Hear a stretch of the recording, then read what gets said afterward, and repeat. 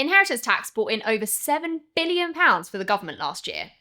Some call it a death tax, some call it unfair. Whatever you call it, it is a tax you're going to want to understand. It's something that impacts so many families and so many people at vulnerable points in their life, and I just think we should have been taught this at school. In this video, I'm going to talk about what inheritance tax is, what allowances you get, how you can prepare for it and even mitigate it, and if you have any questions, don't forget, put them in the comments and I will always get back to you.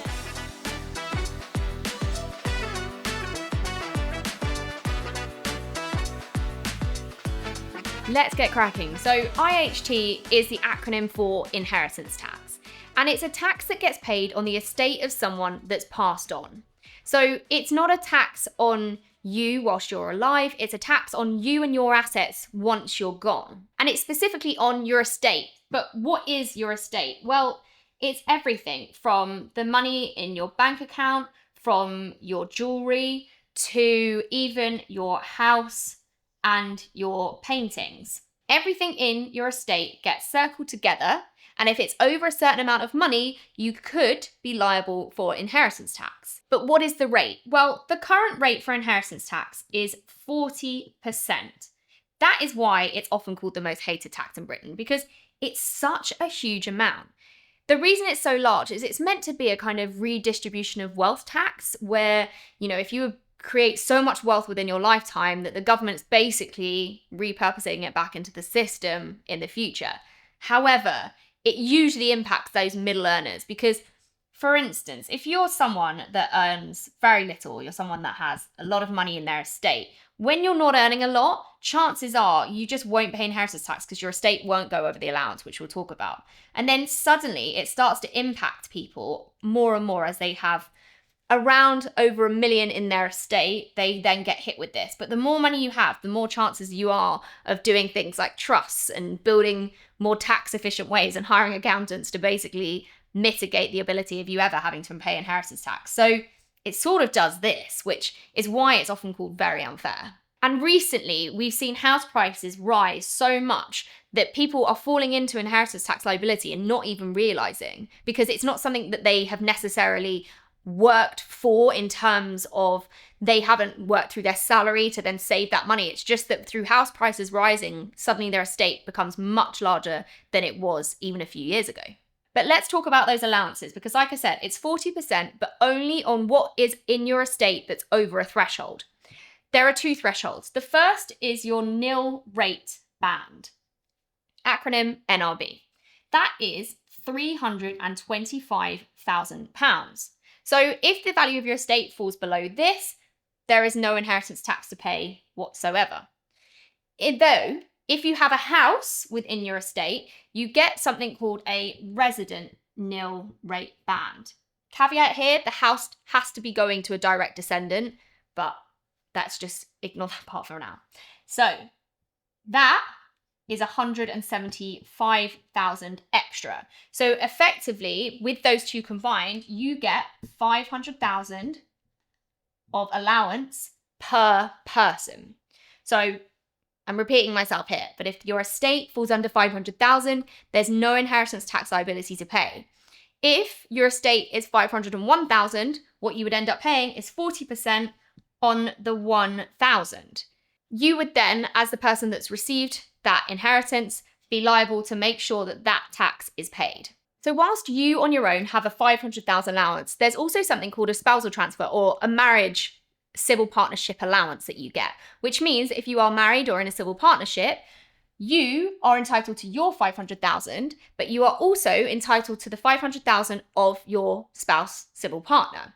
So what that means is if, for instance, I was married, I would have my own 500,000, my partner would have their own 500,000. If they were to die and transfer everything to me, everything would be inheritance tax free. And then when I died, my descendants who I passed my inheritance onto would get not only my deceased partner's 500,000, they'd also get mine, which gives them an allowance of 1 million across the two people.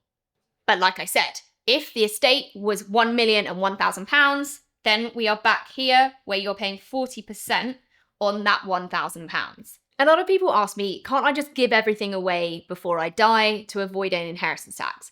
And the answer is yes, but. So there are some allowances that you get. For instance, you can give away up to 3K each year. You can also give away small gifts like of £250. And there's also these weird allowances where if you want to gift money for a wedding, you can gift 5K to a child, 2.5K to a grandchild. These are all very weird nuances. I am an ACA chartered accountant. I have sat many exams on inheritance tax. There are hours and hours and hours worth of information that we could talk about when it comes to this, but we're trying to keep this top level to what we need to know. So this is things you can give away in your lifetime, but the general rule of thumb is, if it doesn't impact your lifestyle, things like that, you can give them away. However, what people then say to me as well, what's to stop me the day before I die handing everything over to my child so that I don't have any estate left? Well, there's something called the 7-year rule. The 7-year rule basically means that if you give anything away in the last 7 years of your life, it may be liable. So if it's pre-7 years, chances are it's not liable for inheritance tax, and as long as it was a full gift and that's been given away, that's fine. 7 years, within that time, it's like a sliding scale. So if you give it away within 7 years, it's a percentage of that 40%.